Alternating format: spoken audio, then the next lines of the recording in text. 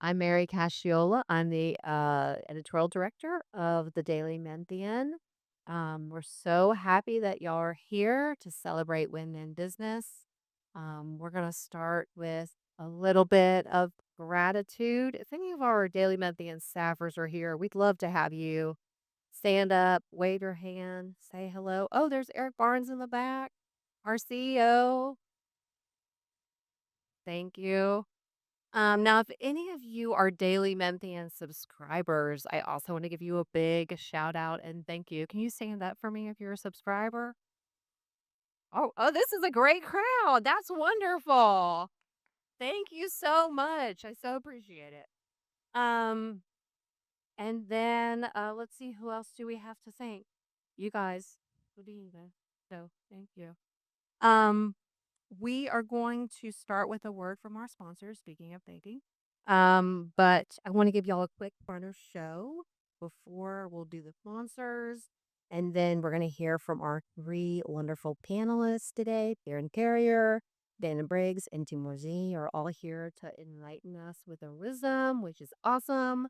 And then at the end is going to be a Q&A. So while they are talking, please think about your question, have them ready so that we don't have to use mine. Okay? We really appreciate that.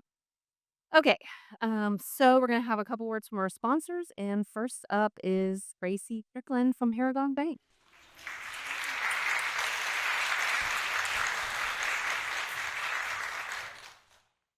Good afternoon, everybody. How are y'all doing? Good afternoon. Yes. Okay. My name is Tracy Strickland. It's my honor to represent our team at Paragon Bank right over here. And just to say how incredibly excited we are to serve as the presenting sponsor of not only this seminar, but all the seminars for Daily Olympian this year. At Paragon, one thing to tell you, we focus on supporting important events like this that bring together members of our community to upliftment. Today's Women in Business seminar is especially meaningful because it aligns what we so strongly believe at Caravan, the importance of elevating and empowering women's voices in the business world. We're committed to creating an environment where women are not only seen and heard, but celebrated. As we work along women-owned businesses, we recognize the profound impact that they all have on the community and our economy. By supporting their growth and success, you take part in a larger movement of uplifting women all across our beloved state. We believe that when women thrive, communities flourish.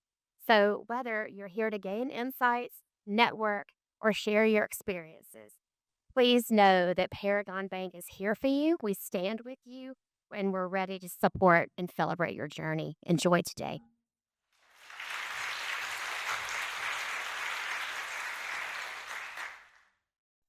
All right. Next up, friends, is a school representative from Hutchinson School for Girls. Let's give her a big hand. Sophia Henderson.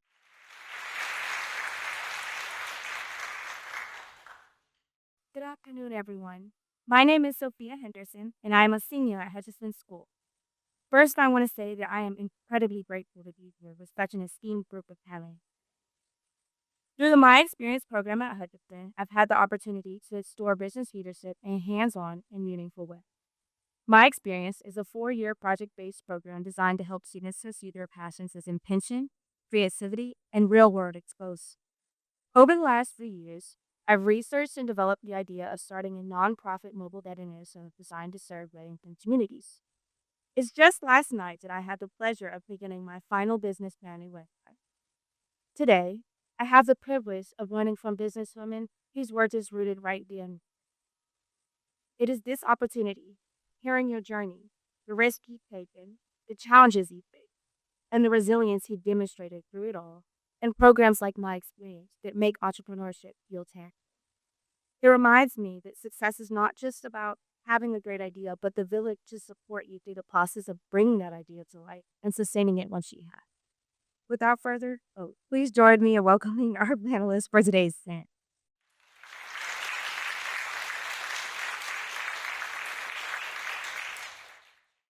Now we're going to have a video message from Aaliyah Wealth Partners.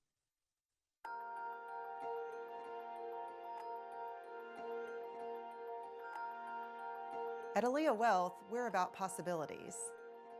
Many financial planners only focus on the bottom line, and while that's important, we go beyond that. We become true partners with our clients. We want to get to know you before the numbers. We not only want to know where you are now, but where you'd like to go in the future. And then how does family and philanthropy figure in?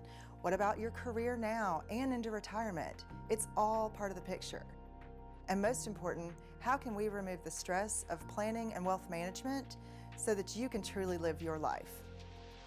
From retirement, estate, and tax planning to gifts to loved ones and charitable causes that you care about, Aaliyah gives you the confidence to build a plan that you can lean on and see the possibilities in every step of the way. Because that's what we would want in a financial partner, someone that knows your family like their own. Your need for a life well lived is paramount. With Aaliyah Wealth Partners, we'll make sure you always live for the possible. That's the Aaliyah way.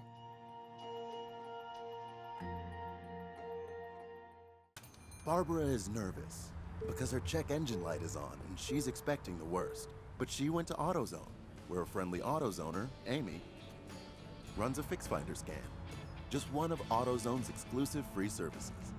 She finds the most likely fix and refers her to a local shop. Less stress, more free services.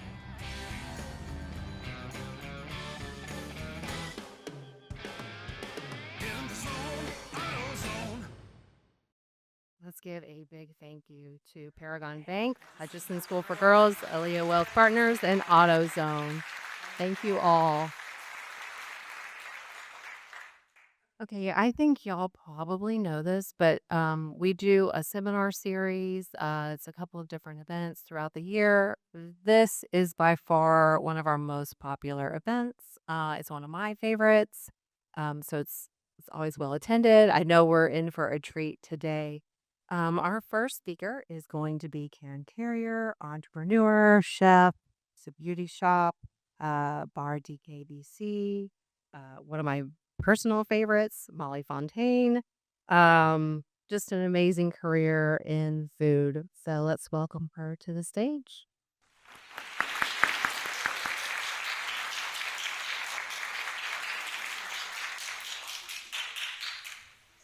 I believe that what has happened in my life is a direct result of my life as an artist.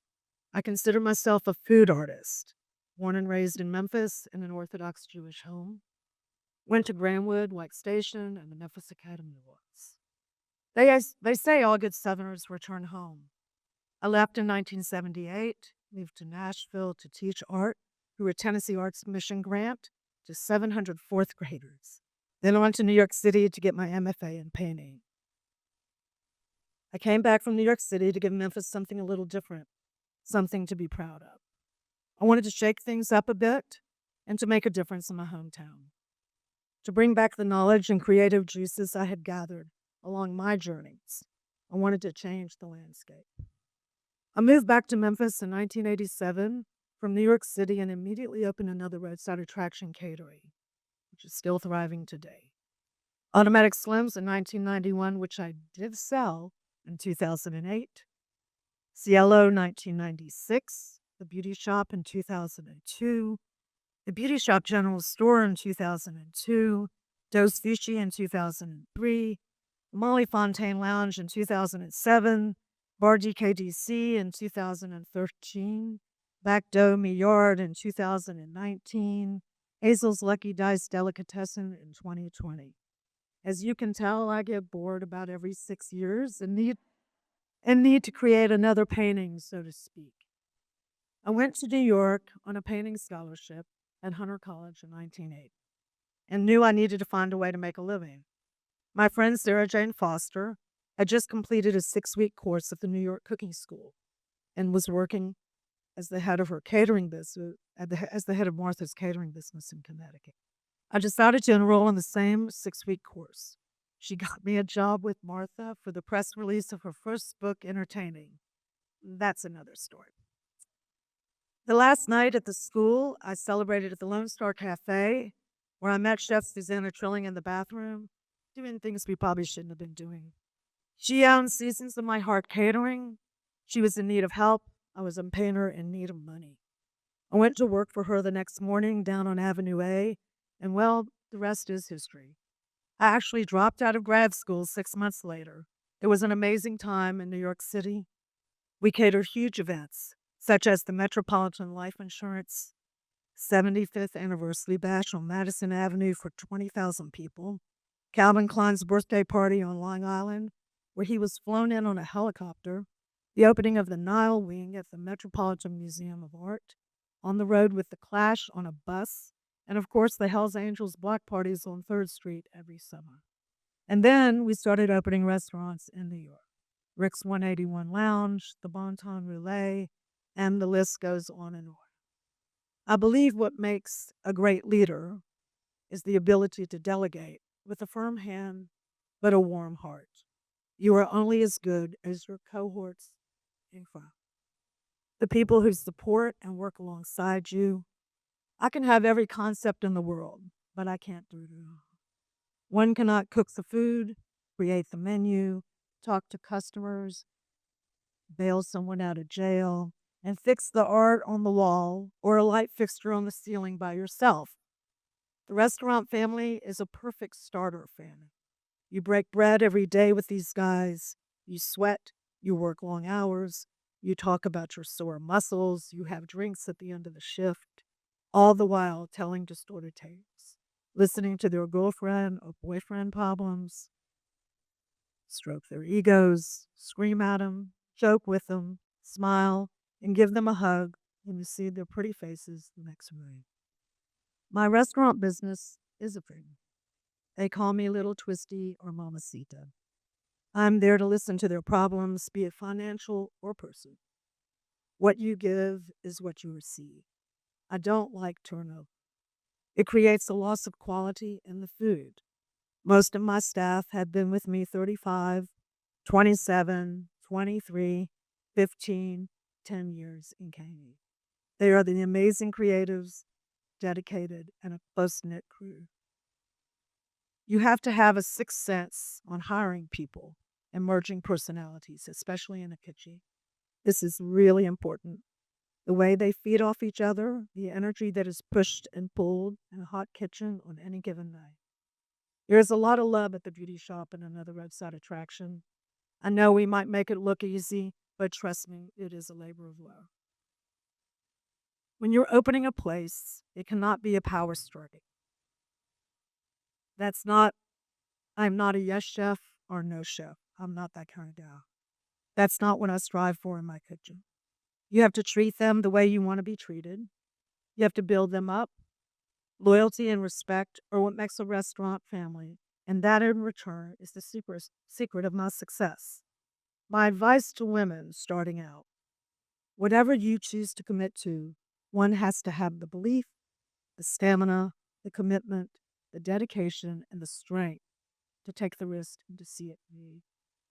If you are willing to put in the blood, sweat, tears, and responsibility that it will take to nurture the business, to make it grow, and by all means, jump in. Be resilient, be strong, and don't back down. As there will be times the frustration will take over. But remember, tomorrow's another day. Part of one's success is luck, and part is passion, determination, your art, and your belief that you will do what it takes to make this work. My restaurants are just paintings, your creative expressions. A cook and an artist are instruments of nature. When you cook, you do more than simply pay attention to the seasons and the place and to the ingredients that are close and fresh. When you cook, when you really cook, you pay attention to your past. You welcome the ghosts and you honor them. The memories of standing side by side with your mother, your grandmother, your father, the best friends, the workers, or your mentor. These are the memories that a chef and an artist remember and inspire us and transfer us. To me, the most important thing is the ability to awaken the emotion in others. We are craftsmen with a spiritual message. This is a hard business. You should do it for the love and creative passion, as you will be spending more time with the restaurant family than your real family. I created these restaurant paintings and still raise two beautiful, creative, strong, and independent boys. My husband passed away when my boys were 6 and 8. It does not matter what you do in life, just give it 150%, as this is your calling. This is your art. Stacy.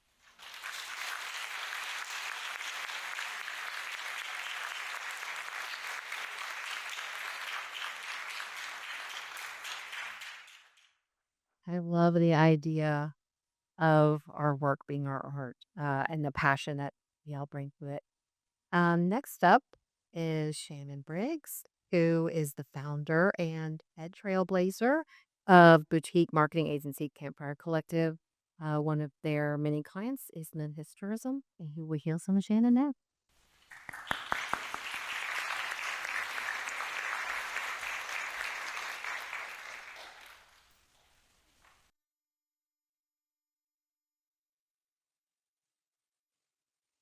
Afternoon, everybody. Um, thank you. Thank you, Mary. Thank you to the awesome, incredible, hardworking team at the Daily Memphian for having me today. If you are not subscribers, please subscribe. They didn't pay me to say. Uh, and I'll be honest, when I saw my name on a flyer next to the iconic queens that are Karen Carrier and Gina Neely, I did almost email them and make sure that they had the right Shannon when they invited me. But they did, and I'm incredibly grateful to be here. Um, so so when people hear the word founder, they often imagine a straight line. You have this vision, right? Confidence, clarity, momentum. My story, though, looks a lot more like pivots, pauses, and moments of rebuilding and recalibration. And that's what I'm going to talk about today. What it actually looked like for me to build something that lasts. And for me, that comes down to one thing: community. Campfire Collective is now 10 years in business as of November, still going, still growing. But it all comes back to community, not as a buzzword, not as a marketing strategy. Community is the foundation of everything I've built and then everything I've had to rebuild when I've lost sight of what mattered. And I got a little teary eyed and nostalgic when Karen was talking, because my first marketing job wasn't a position that existed until I created it. I worked for this little known, family owned, woman owned restaurant group in town y'all may have heard of called Huey's. Um, um, it was only supposed to be a job that was going to get me through school, and then I was going to get a job at some corporation headquarters, climb the corporate ladder, retire at 65, have children and grandchildren, et cetera, et cetera, et cetera, because that's what I knew. Um, but that's not what happened. 4 years into waiting tables with them, I cold emailed the headquarters one summer in between grad school years, asking for an internship on a whim. I didn't have anything going on that summer. I'd been with them for a while. I love their philosophies. I love the way that they thought about work and treated their teams. And I wanted to learn more about what it looked like behind the scenes. They heard free work and said yes. Um, I interned for them that summer. I was the very first marketing intern. And at the end of the summer, they brought me on as their very first marketing assistant. And then when I graduated grad school, they created a marketing and events coordinator role for me. So I was 24 at that time, newly out of college, and they were like, "We're going to figure out what marketing looks like for Huey's. Go." But it was a lot of fun, and we learned a lot of lessons along the way. Um, Nobody told me to cold email them though, and nobody told me to pitch myself. I just saw something I believed in and I wanted to be a part of it. And that instinct of mine to show up for something that you care about, even when you don't have permission, that's the instinct that everything was built on after. Um, Everyone in this room that knows me has heard me say a million times, I always ask for forgiveness and not for permission. Um, and I, after that, didn't set out to start an agency, didn't know that was the thing I could do. But people saw the work that I was doing for Huey's, asked if I could help them too. I said yes, started freelancing on the side. 4 years later, the portfolio grew. I woke up one day, had two full time jobs, and I had to pick what I wanted to do. So I left Huey's, went out on my own, hired my first team member about a year later, and then we eventually rebranded as Campfire Collective once we started building a full team. And something about that story, I want y'all to know, like, none of it happened because I had a master plan. All of it happened because of people, because of relationships, and because of community. So, what Huey's taught me and what stayed with me ever since is that if you invest back in a city and focus on the people, it will take you far. That value has been everything we've done from the start, and it's not a strategy, it's how we operate.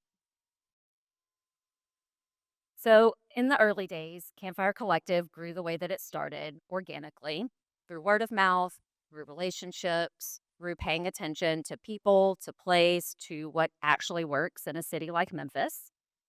And I do want to be clear about what I say. When I say community, it is a buzzword. People throw it around a lot in business, especially in marketing. But it's never been a marketing tactic for us. It's a core responsibility. If you're going to benefit from a city, from its people, from its culture, from its support, you should invest in it. And not because it's good business, but because it's the right thing to do. But honestly, the business follows anyway. The clients who stay the longest are the ones where the relationship was first before the contract. The projects that have the biggest impact, they're the ones rooted in something real, a neighborhood, a cause, a group of people who are really passionate about something. And as we know, Memphis is a city that runs on relationships. You can have the best strategy in the entire world, but if people don't trust you, if you haven't shown up, if you haven't invested, it really doesn't matter. And the reverse is true too. If you do show up, if you are consistent, if you genuinely care about the people in the place, doors open and everything kind of falls into place from there. Opportunities will find you. And when you invest in marketing, it's not starting from scratch at that point. It's just amplifying something that's already real. That's what we do at Campfire Collective. We don't manufacture community. We're just telling the stories of the people that have already built their own community. So our perspective has shaped everything about how we operate. And for a while, I thought that was enough, right? The work was good, the relationships were real, I was having a lot of fun. And I thought, wow, if I just keep saying yes, keep showing up, keep scaling, the foundation will build itself. Just keep going, going, going, right? Shocker, that didn't work. Um, my business coach once told me, and still regularly reminds me, to stop being the superhero. And I remember thinking the first time she said it, yeah, yeah, right. That's actually the job. That's what being a founder means, right? You show up for everyone, you carry everything, you don't drop the ball, you go, go, go, go, go. But what I was really doing, I was drifting away from the thing that made it all work in the first place. I was so focused on growing, so focused on saying yes, so focused on wanting to make the biggest impact possible that I stopped paying attention to the people and the relationships that actually were the reason I started this whole thing to begin with. I learned that ambition without foundation will take you somewhere, just not anywhere you want to stay, because growth without foundation isn't success, it's burnout. And the foundation is community and systems. It always has been. I had just forgotten. So, what did going back look like? It looked like slowing down. It looked like saying no to things that didn't align. It looked like going back to the basics, the same basics that the business was built on in the first place: people, place, trust. And once I stopped trying to be the superhero and started rebuilding with intention, the work got better, the relationships came back, the clients who were the right fit stayed, the ones who weren't fell away, and that's okay. And if you want Sustainability, you need foundation. And for me, the biggest foundation has always been community and systems. But within my team, I call community the big C word, though I don't think it's actually ever stuck. My definition of success when I first started looks a lot different than it looked 5 years in, looks a lot different than it does now. So when I started, it was I just want to not have to go back to a day job. And then after that, it was growth. And then after that, it was recognition. Now, it's sustainability, it's values driven work, it's having fun in everything I do, and it's being able to pick my daughter up from school. Uh, you don't need to have it figured all out before you get started. I most certainly didn't. You can ask any of my early team members. That clarity comes from action and not perfection. And learning as you go is how I did it. And I think it's the most rewarding way to do it. Changing your definition of success along the way isn't quitting, it's growing up. So, if I can leave y'all with one thing, it's this: invest in the people around you, invest in your city, build your foundation before you build your empire. And if you've already built that empire, but you don't have a foundation, it's not too late to go back and reinvest and pour that concrete.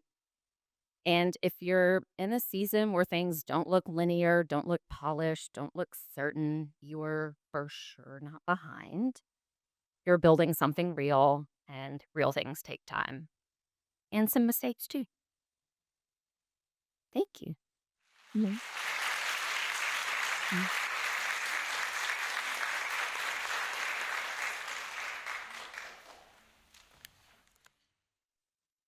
All right. So, following our two entrepreneurs, we have one more entrepreneur for you, Gina Neely, who is the president of GPN LLC, a cookbook author, TV personality, just all around amazing woman.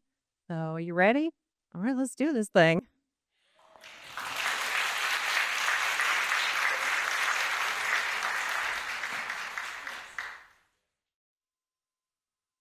Hello, hello, hello. But first off, I'm going to bring my fan up because I'm a little different from these other. Yeah, y'all know what that fan means. We're at a special season and we own it. First off, thank you to the Daily Memphian for having me here today. First off, let me just say it is an honor to be filled in a room with women who carry vision, responsibility, and purpose. Women that lead businesses, manage households, steward teams, and will show up with grace. Let me start here. You did not just survive to be here, you were built for this. Not by accident, not by chance, by God's design. We're going to talk a little bit about faith, the foundation that holds us. Faith isn't just what we practice in peaceful seasons. Faith is what we stand on when the ground shifts, when the deal falls through, when the plan changes, when life brings challenges we didn't even see coming. Faith is trusting God without having all the answers. For businesswomen especially, faith does not remove fear. It helps fear keeps from making the decisions. It allows us to move forward even when certainty is missing. You know, sometimes you feel like you have all the answers, and then there's that little monkey wrench that throws something in, and you just kind of go, ooh, let me pivot with that. That's kind of what faith does, and you stand on that. Scripture tells us that faith is the substance of things hoped for. Substance has weight. It's something you can stand on when everything else feels unsteady. Faith is praying while still preparing, believing and still building, trusting God while doing the work. Now, let's talk a little bit about fortitude. Fortitude is the strength you can use when no one is applauding for you. You guys know what that feels like? Like you're giving it your best shot, but you can't hear it. Like, hey, people, do you see what I'm doing out here?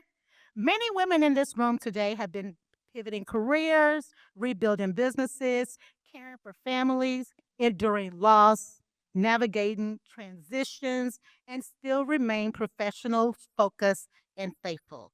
All the things, and sometimes all at once. It feels like it's important to directly and briefly share a little story with you. I was thinking about like recently, my mom had an accident and I went into caregiving mode. And it was a weird time in my life because I had just quit Bluff City life. I was going to take a little quiet time. But just as you think quiet time is available, there's something else that comes in. But here's the thing about that caregiving is a real thing. And I don't think we as women, I'm 60, my mom is 88. And I can honestly tell you, I was not ready. And the good thing was, she was not ready. And I gave her a great push to get her back out there. And she's doing her thing. And here's the truth what you walked through wasn't meant to break you, it was meant to build capacity or fortify you, if you will. Capacity to lead with compassion, capacity to discern wisely, capacity to endure without losing yourself. Isaiah reminds us that those who wait on the Lord will renew their strength. Waiting does not mean stopping, it means trusting God while continuing to move forward with purpose. The power of women walking together, that is what I really want to talk about. The power of us coming together. This is where real transformation begins. We were never meant to do life or business alone. Some of us learn independence as a survival skill. We learned to rely on ourselves because we knew we could get it done and get it done right. So we weren't good at asking for help. So there was a time, there's a difference between being strong and being supported. Those are two very different things, being strong and being supported. The Bible tells us two are better than one, and a cord of three strands is not easily broken. When women walk together, wisdom multiplies, resources expand, confidence grows, healing accelerates. We stop competing and start collaborating. We stop comparing and start connecting. We stop guarding and start giving. Walking together means sharing knowledge freely, opening doors intentionally, celebrating each other's success without insecurity. It means choosing sisterhood even when past experiences make it hard. And I'll just add a little personal note here because I feel like when I meet certain women, especially in the entertainment industry, there's such this big feel of competitiveness. And my thing is never to compete. If I find my sister crown a little tilted, I'm not going to publicly ask her to straighten that crown. I'm going to step to her and pull to her side and say, Sis, let's just straighten that crown up a little bit. That is what we should be doing. And what becomes possible when women choose each other? Imagine what becomes possible with women. Think one another names in rooms that they've never even heard their names before. We refer business instead of withholding it. Pray for each other instead of silently competing and wishing failure on others. Your next breakthrough may be tied to a woman sitting right here in this room today. Right now. Right now. That is not what networking is. We need to build a tribe for women to come together and stand together because together we are unstoppable. A tribe rooted in faith, strengthened by fortitude, bound by trust and purpose. So I'm going to leave this closing charge with you today. So today I want you to leave with this one reminder. You are built for the pressure, right? Right? Y'all probably been doing it already anyway. You just didn't want to own it. But I can assure you, you are built for the pressure. You're built for the pivot, built for the promise, but you are not built to walk alone. Walk in faith even when it's uncomfortable. Stand in fortitude even when it's unseen. And choose to walk together because when women link arms, the impossible becomes achievable. Let us be women who lift as we climb, women who leave doors open, women who trust God and trust each other. Because when women walk together, we don't just survive, we thrive. We thrive big too. Now, say with me, my sisters, I gave y'all a little homework here. Repeat after me. When we lock arms, we are edified, sorry. Now, wait a minute. I know it's 3:30 in the middle of the day. I'm going to need just a little more bass on this, ladies. When we when we lock arms, we're edified. We are not indemnified. We are fortitude, fortified. Yes, so I know I was as of today myself.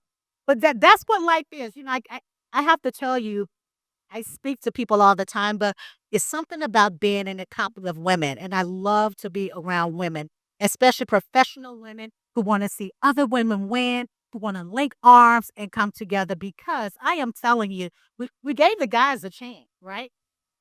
Yeah. So it's definitely our turn to link arms, stand together, and be for the truth. Because together we do what together? We don't survive. We thank you. Right. Oh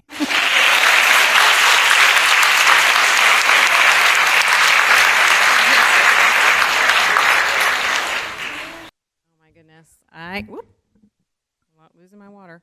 Okay, we're gonna have our other panelists come back up here for the Q&A portion of the program. And I asked these three lovely ladies at the beginning if there were any topics that were off limits, and they said no.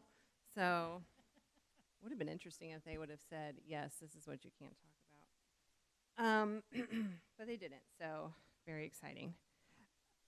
I heard like a couple of like common themes throughout, which I will probably ask you about. But I think the first thing, because you are all entrepreneurs, a lot of times, and I'm not saying this is something that's like out there, women will see opportunities and they will think, I don't know how to do that. I haven't ever done that before. I'm not ready for that move in my career. And I think y'all have probably, maybe you've experienced that, maybe you haven't. But how did you all take the leap of saying like, yes, I am going to do this thing? Like, how did you get over the hump of, I haven't done this before, but I'm going to do it? Whoever wants to start. But a lot of people ask me how I got started, and I will tell them that I had a job first. So somebody said, well, how did you start? I said, well, I had a job. What do you mean? Well, I had a job catering, and that was the start of my business. It's not so hard to start a business. It doesn't have to be like you have to have this plan, you have to have this money, you have to do this. Literally, you just have to start with one thing. And to be honest with you, then it goes from there. I did a lot of stuff for free. I worked a lot of art openings for free. I gave away a lot of stuff so that I could get my name out there. And, I always knew that I would come back to Memphis. I didn't want to grow old in New York City. You have to have a lot of money in line. And I used to see these people walking down from the George Washington Women's Hotel down the block from where I lived, and their rouge would be really red, and I'd be like, oh my God, don't let me look like that when I get old. And so, they'd be walking their little carts around. I'd try to help them, but it scared me, and I was like, no, I'm going home, so I'm going to get home. But really, that is how I started. It was really, New York was different because I had met Susanna, and she was really the darling in the New York press at the time. And she moved to Perth for the America Cup, and I opened up Lynch Catering to all the fashion photographers. And, we just had a job, and that's how it started. And came back to Memphis, it was the same thing.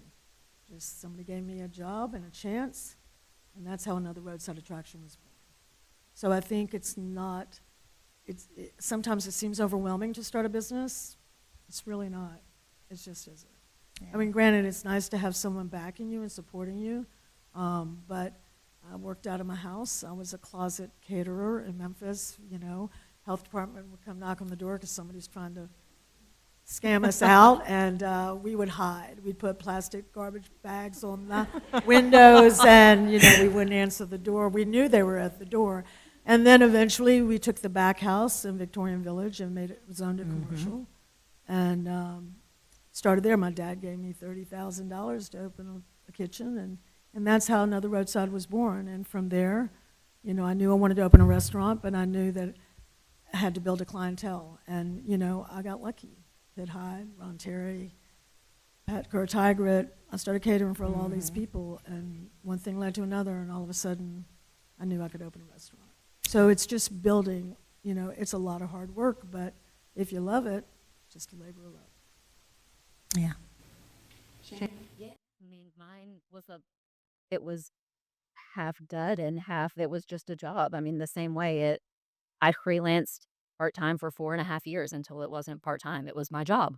Um, and I mean, I had 0 agency experience and 0 business experience when I quit my job to start a business. It was all on vibes. But The buzz. yeah, but like when I left Huey's, like one of the owners sat me down and told me what a P&L was and taught me how to do one. And several like agencies we had worked with, their owners called me and said, "Heard you left. How can I help? Let's go to lunch. What do you need?" And it was a lot of just leaning on those people. It was a lot of trusting the process, a lot of Googling how to run a business, and figuring it out along the way. But you have to trust yourself. And it's just a lot of problem solving is really all it is asking for advice, leaning on people, and problem solving. And that's where the tribe comes in at. Yeah. For me, I had no business sense at all. I was a painter. But, my thing was you had to find the people that knew a lot more than you did about certain things. I didn't want to do the busyness of business. I just wanted to create. I wanted to put down beautiful food and beautiful juxtapositions that looked like paintings on a table. So I had to hire people that I knew were smart in math, were smart in putting this stuff together, and I had to trust them. And a lot of people were like, "You hired her to run your office?" And I'm like, "Yeah, she's really good at math. She's crazy as heck, but she's really good at math."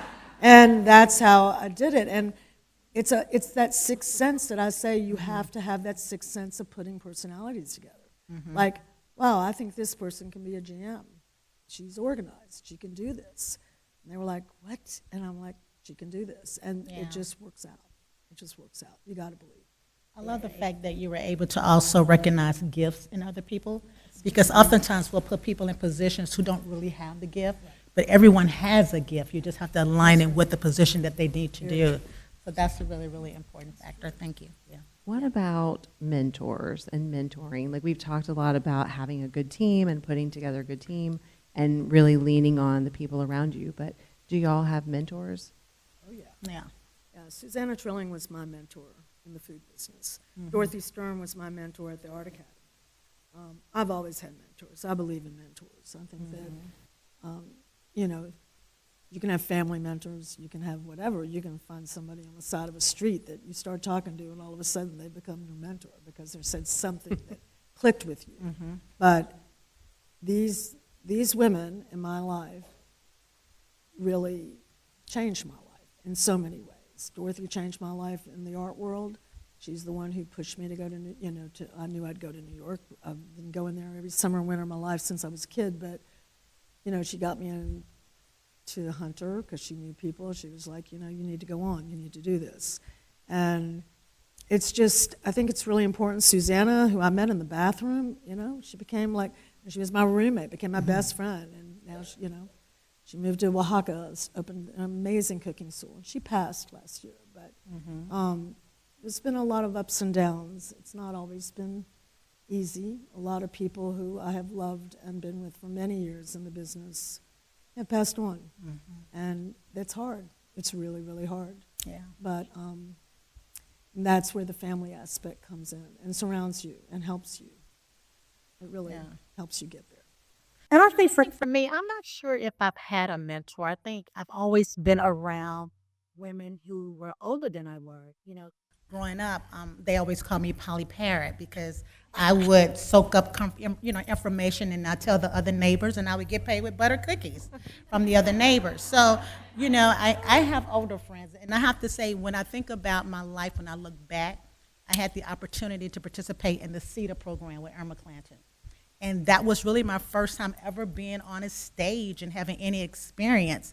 But it was because of that experience that I felt comfortable enough and trusted myself enough to go out and talk about what I wanted to do and talk about food and everything else. But I also think it's important that even though we may start in one lane, it is okay to pivot out of that lane.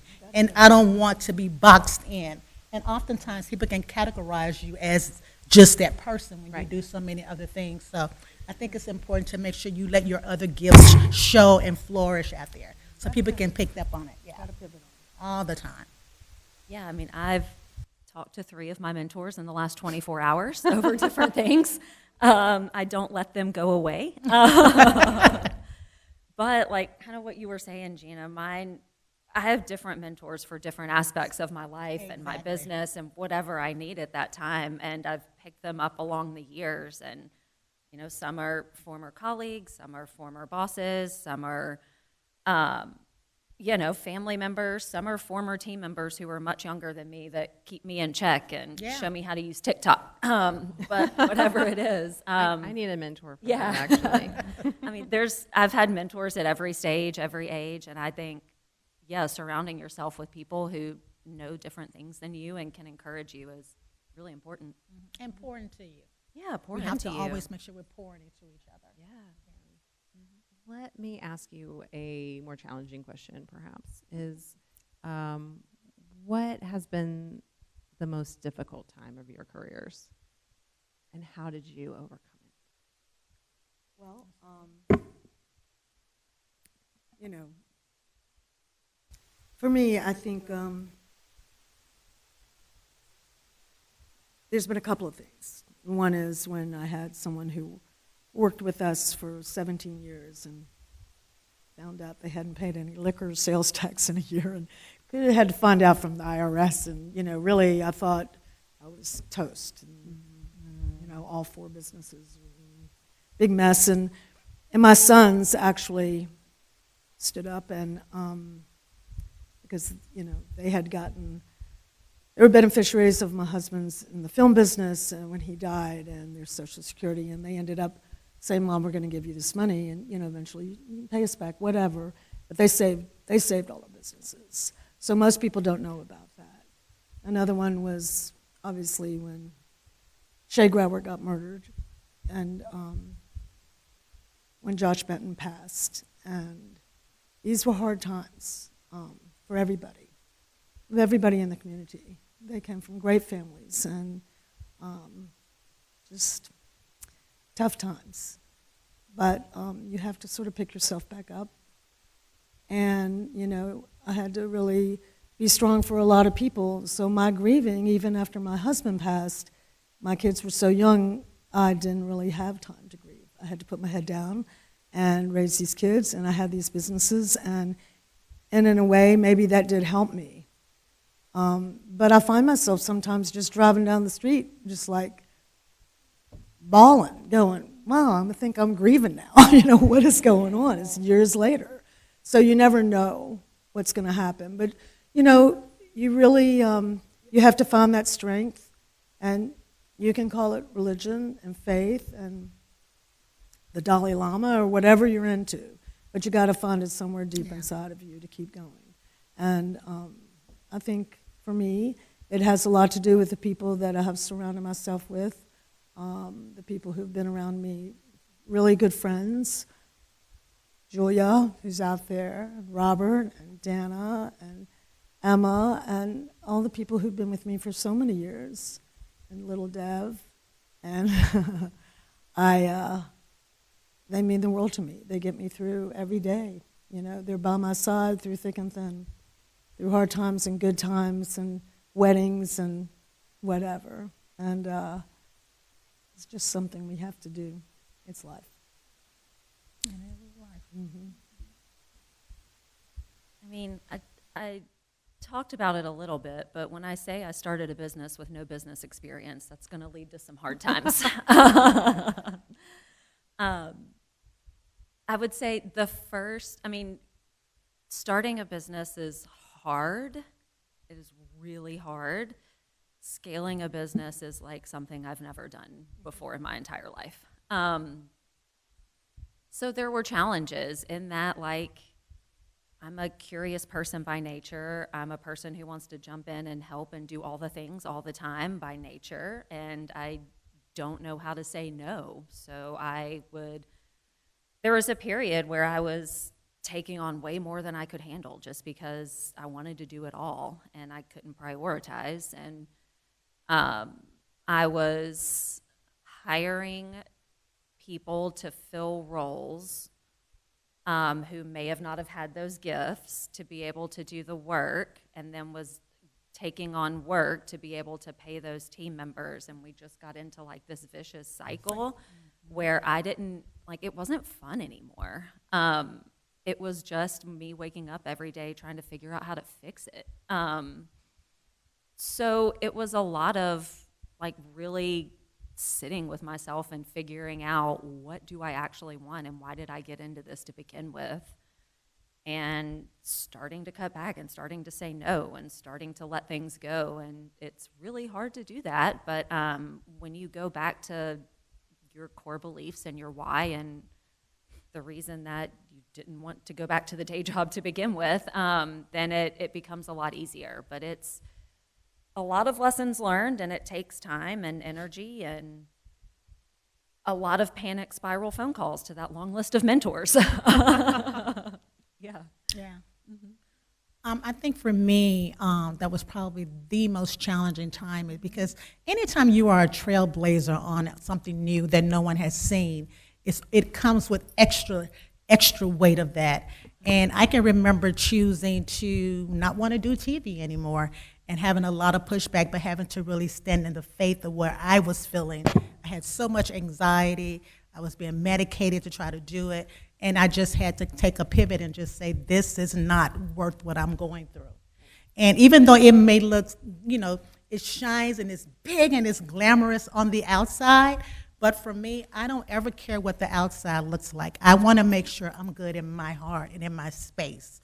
So I think for me, just having the courage to just step away from the light. And unfortunately, it was during the time when social media was just kind of taking off. And this is the time when everyone had an opinion about you. But everyone has opinions. But for me, I deal in facts. And I knew what my fact was. And I always knew what my price would be for me to pay.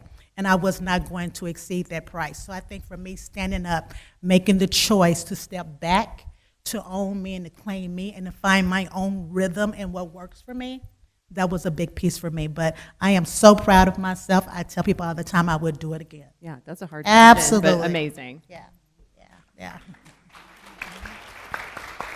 So I know I have more questions, but I know y'all have questions. So if you do, just sort of raise your hand. I'll call on you, and if you could stand up and just say your question loudly. Does no one have a question? Oh, perfect. Stand on up, say your question, and I'll try to restate it.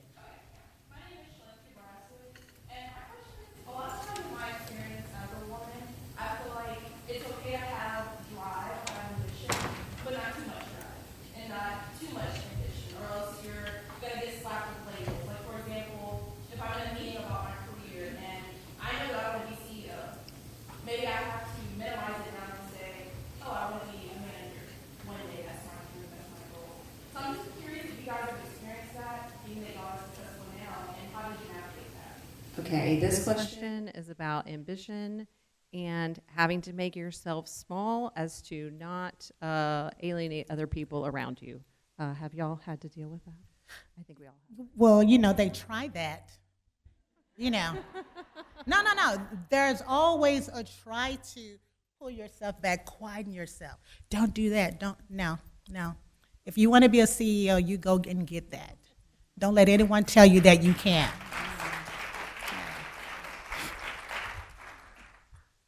It goes back to surrounding yourself with the right people. Like Yes. the people who are telling you to shrink yourself, those are not your people.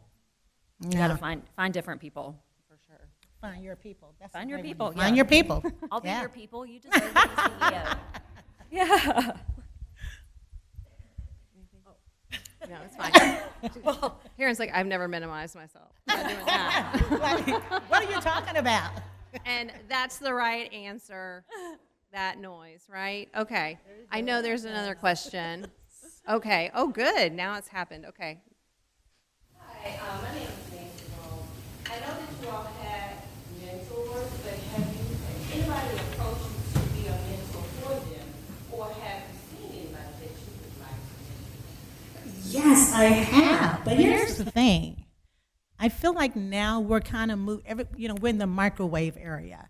And they don't want to do the basic work because there are little steps you have to take before you get to the big step. But they just want to go up there. It's like, whoa. We got to take our time and get there. So I think it's important that we can recognize the people who we kind of align with, or they're kind of on the same wavelength. I'm a very vibey person. So if the vibe is good and I instantly pick up on it, I have great discernment. I prayed for it forever. You won't believe how much that saved me in my life. But I'm telling you, when you find the right people, you can vibe with that and help them along the way. But I feel like now the generation now just kind of wants it quick, and if they don't like it, they just stop it. I've never seen people just go to lunch and never come back from a job. I mean, no, I've seen that happen several times, and it just baffles me. I'm like, I want to come and say, are you sick? What happened? I mean, you can't just walk off a job, but times are changing, and the workplace is not the same. Yeah, so we have to try to pour back into that. Yeah, work ethic is a lot different. Yes. I don't know if the younger generation just doesn't have the work ethic that the generation before, it's just different. But as far as mentoring people, I think that, that I've had people come and talk to me and ask me, obviously, how I got started or what do you do, and that's not a problem. I mean, talking to people and giving them advice, that's what really we're supposed to be doing. Right? I mean, somebody did it for us, we should give back, But I don't think that should ever be where we don't have enough time to listen to somebody or help somebody or listen to how they want to start something, Because it's important in this city that this city grows. And when you look at Nashville and look at Memphis, the difference is massive. And that scares me because, cities have to have vibrant neighborhoods. They have to be vibrant. They have to have restaurants and bars and coffee shops and places you can go hang out. And why do people want to move to certain cities? There's a reason for that, And we can't keep losing this stuff. And so, I think it's very important for us to talk to people who want to start something. I never think you should shut that door. And, whether it's what you call it, a vibe, she's good at that. Or whatever it is, I just think that, you should take the time to listen. Whoever needs your help, because somebody took the time to listen to me. Yeah, it's sick of me, but they took the time to listen to me. Yeah, I mean, investing in your city and in your people, right? These are the next generation of people who are going to build up Memphis. But I don't think I've ever had anyone directly ask me to be a mentor. It's just always happened naturally. And it goes back to alignment. But if I see somebody who they ask me a question, I follow up with them, or they want my advice on something, I remember to ask them how it goes, and then we just kind of develop a relationship from there. But if I see something in someone where I can see motivation and drive and genuine care, then I take an interest in it. All of my mentorship roles, both ways, have been more natural than they have been a formal ask. Okay, who's next? Okay. Marriage and women. First, I wanted to piggyback off her question, and that's when it comes to how did you confidently owning your voice in professional spaces? And then the second question was regarding marketing. What has been your most effective marketing channel for attracting aligned partners? Okay, I'll repeat those. Second one was, what's your best marketing channel? And the first one was, how do you maintain your voice? You say it. What was it? Confidently own your voice. I'm not confidently owning my voice right now. How do you confidently own your voice? Can you speak to that? Stand up, be proud, right? It's just like James Brown said. I mean, you got to, right? You should never question your voice. If you are confident and you know your worth, and you know something that you want to start is really important to you and your heart and your gut, go for it. And that's the biggest thing. You have to be really confident in yourself, and nothing will stop you. That's what I was saying before. You just have to just put your head down and just go for it. And look, if it doesn't work, it doesn't work. It might not work in this city, it might work in another city. I've opened a lot of things I've had to close them. The back Domi yard, I opened in 2019 in October. it rained so much and it was outside. And in November we closed and said, well, we'll open back in the spring of 2020. Well, then there was the pandemic. So, you know, it was the quickest restaurant I ever opened. It never shut down. It was bizarre. I mean, so, you know, things happen. But I believed in it. But, you know, it's just, and as far as your confidence and what you think and how you feel and what you want to present to the public, you know who you are. You know, you got to believe that. If you're questioning that and you're skittish on that, maybe it's not time for you to open a restaurant, open a business. It's not a restaurant. God help you. But, that's fine. But I do believe that, you know, you have to be really solid and you believe and that you can do it, no matter what anybody says. And going back to you, which I'm sorry, I didn't mean to ignore you, but I don't know about a CEO position. I don't work like that. Titles are weird to me, but I believe what they said is true. You know, if you think that is your worth and you know you can do it, maybe go to the next job and make sure that you get that job somewhere else. Because if they don't believe in you, you believe in yourself, it's time to go. You know, you do need to put your time in and you need to pay your dues. That I do believe. You know, I had to pay my dues for many, many years. And I had to put the time in, a lot of time in. And I'm still putting time in, you know. And you think at my age, I'd be retired. But I was like, I don't even know what that means. I'll be doing a catering job when I pass out and go to another place. But it's just, you know, I think you know who you are. I think that's a question that anybody can answer, except yourself. And for the marketing too, I can remember when I started out at NBC as their branch manager, but I was always their top salesperson because I believe how I want to be treated, that's how I treat other people. And then when I transitioned over to the barbecue restaurant, and you know, it's a bank on every corner, and in Memphis, it's a barbecue restaurant on every corner. You know, so what will separate us?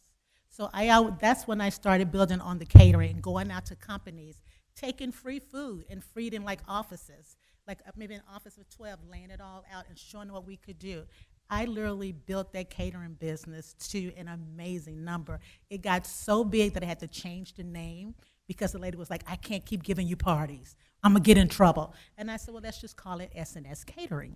So I even did a shift with that because once you have that customer's understanding and they know, I had clients calling me at 9 o'clock. My boss will be in tomorrow. I need lunch at 10. I had their credit cards on file.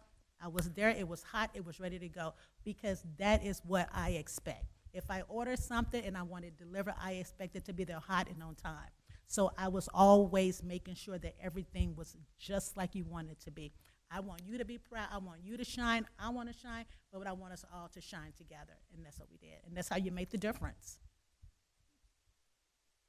So for the marketing question, I'm going to take off my hat that wants to walk you through a 6-week marketing discovery phase and form a strategy. That one. I know. And really just say, like, if you're going to invest any energy, like, don't contribute to the noise that's out there and really figure out who you're trying to talk to and go to them directly. Is really what it comes down to. As far as owning your voice, as probably the person who had to hone confidence most on this panel, for me it was practice more than anything. Practice, and making myself uncomfortable intentionally. So when we rebranded to Campfire Collective 5 or so years ago, I was used to being the person like behind the camera, giving people a thumbs up, like not wanting to interview with anybody, telling everybody else how to do it, but never doing it myself. And I realized that with all these changes, I'm going to have to be in front of the camera some, and I'm going to have to show my face. So I challenged myself to just post myself on my social media channels every day. Like before that, you will see photos of sunsets and cats and nothing else. But then you start seeing photos of me, and I hated it. It was so uncomfortable. I was afraid of the backlash. Like, internet trolls exist. I didn't know what was going to happen, but the feedback was positive. I've made friends from it. I'm still doing it 4 years later. And it's just gotten easier. Now it's an exercise more than it is forcing me to do it, but it reminds me just to stay fresh and keep going. Still hate it. Yeah. social media? Yeah. Yeah. I do. That's I need very someone evil. young to manage that. All right. I think we have time for one more question. I saw your hand go up first. Okay. Okay. That's very nice. I love that.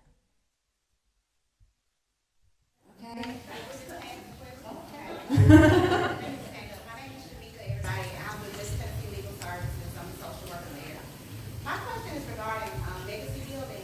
I heard you guys talking about this generation and their work ethic.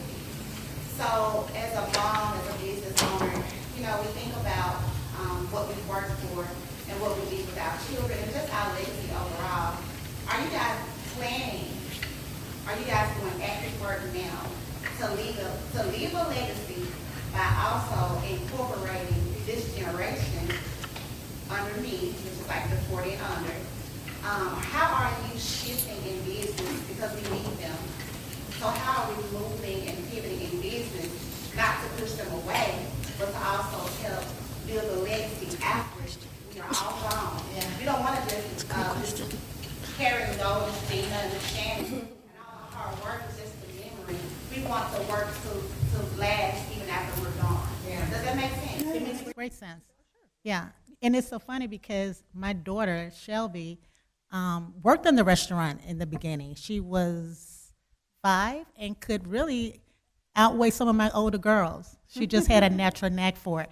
And she would stand at the table, and I would say, take them their tea over there, and that's what they want. And she'd just be standing there. And I was like, why are you standing at the come over here? And she was like, I'm waiting on my tip. I was like, girl, Oh.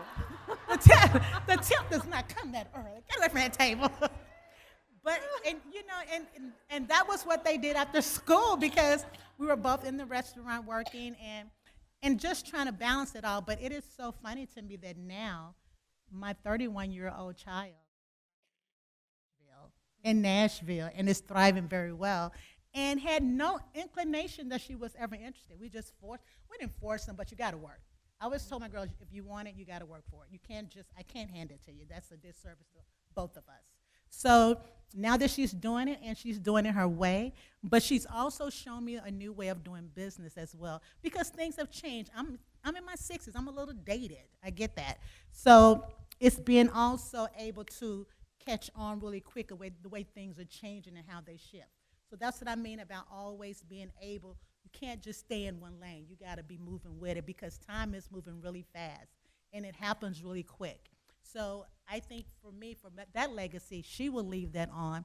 And my oldest, she's very big on giving back into the community with children. So I feel like what I've done with my girls, and the best part about it is with their 37 and 31, is the fact that I raised beautiful little humans who care about people and have empathy and compassion more than anything. And they want to help people, and they believe in customer service.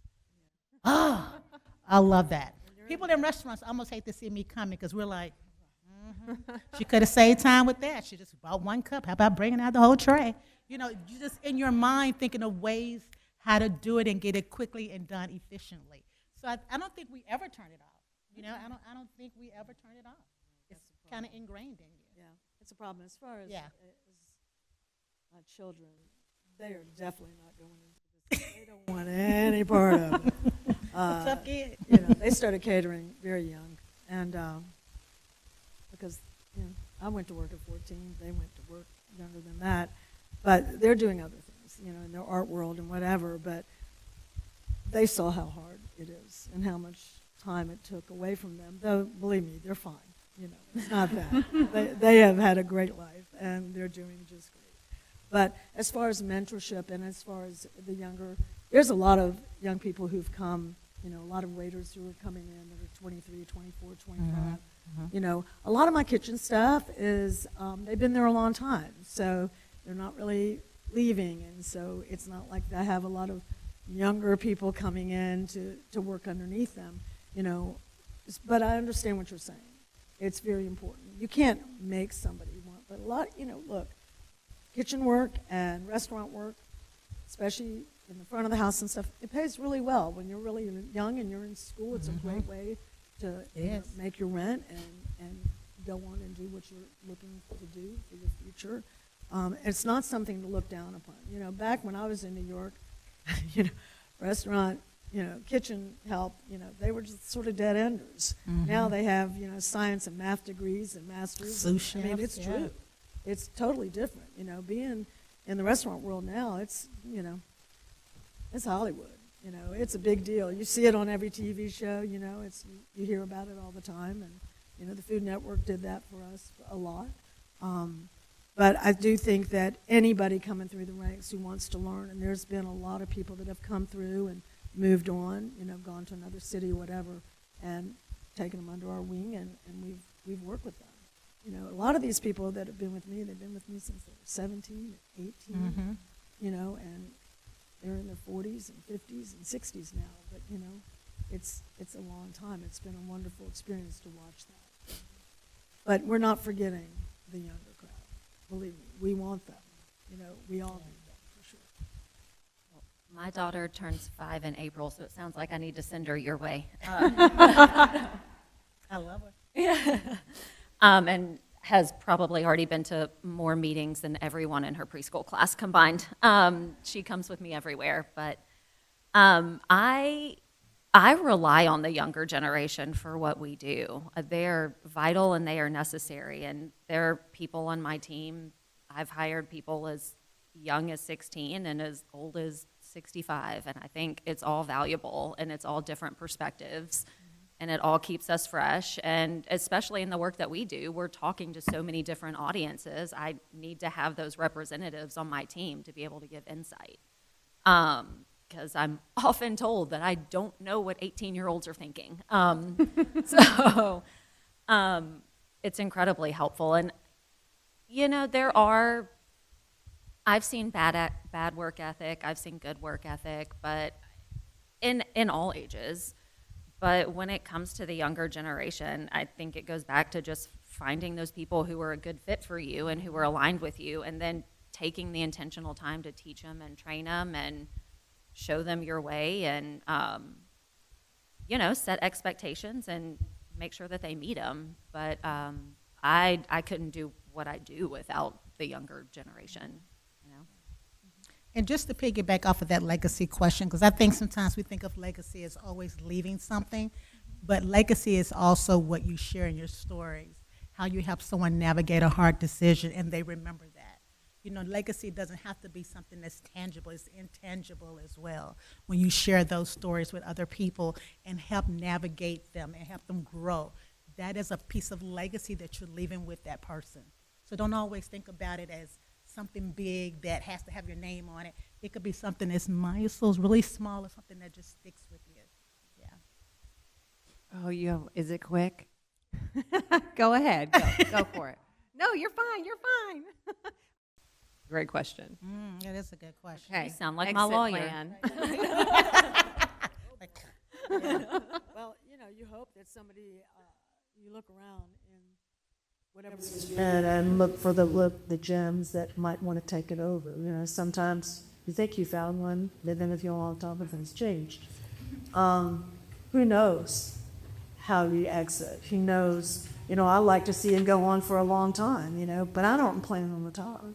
So I'm not saying I'll be at the helm of anything or, I'll be around or whatever, but I I might still be making those menus, but somebody else will be executing everything. But, it would be nice to pass them. Passing on is really important. I think it's important for the city as well. But as far as an exit plan is retiring, that's not enough for me. For a lot of people, they want to retire, whenever. But I'm good with it. I'm just good. Be still sometimes. That was such a great question. I'm thinking because I think I never, when you are an entrepreneur, you kind of carry everything yourself, and life will life. And for me, I had to take a job because I needed benefits, and I'm not ashamed to say that, because trying to pay health care and things like that out of your pocket, totally insane. So I took a job where I have benefits. And that's a big relief off of me, so now I can focus on other things and put that money elsewhere where I was trying to carry that. Because as we get older, we need more. We all know that. So I think just trying to look at your whole book, how everything is, and seeing what you can adjust, what you can shift, what you can pivot, what you can make work, or how you can remix it. I'm big on remixing. I remix a recipe, I remix an outfit, I remix. So remixing it and figuring it out, but I don't have those answers because I'm still in the thick of my life. You know what I mean? So I'm not quite there. Oh, ooh, what am I going to do? Because I know one thing I'm going to do when I retire. Nothing. There you go. Yeah, I mean, I don't. What it is I want to do. Yeah. I don't sit still well, so I don't know that I can retire either. But I actually am in the process of updating my will and trust, and my lawyer, that's why I made that comment, keeps asking me, like, what happens to the business if something happens to you? And part of me wants to leave it to a colleague as a joke and not tell her, but that's mean. Surprise. Yeah. But, I mean. Is she here? No, she's not. Okay. So, Just wondered. But it is something to think about. I don't have the answers yet either, you know. In my mind, I'm going to live 100 more years. And I'm going to keep doing this for forever. We're still in our prime. We're still shining. Yeah. But, you know, it's important, like, going back to mentoring and legacy and, like, identifying the people around you who really love what they do, and you can kind of see yourselves in them and trust them with your baby, you know, if you're wanting to pass it down. Yeah. All right. Let's give our panelists a big round of applause. I know we all learned a lot. This was